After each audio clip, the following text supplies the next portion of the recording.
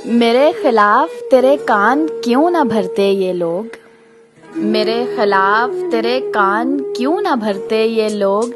तेरी जबीं पे मेरा नाम जो लिखा हुआ था, मैं चाहता तो जुबानें खामोश कर देता, मगर मैं चुप था, तेरे हुक्म पर रुका हुआ था।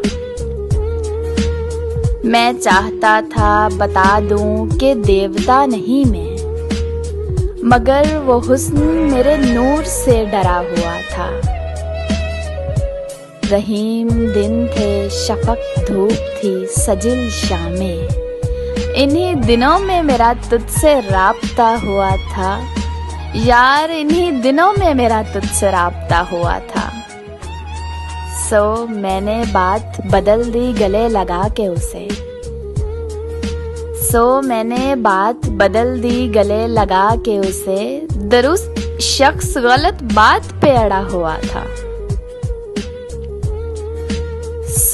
माँ की कब्र पे पहुंचा लिपट के रोने लगा।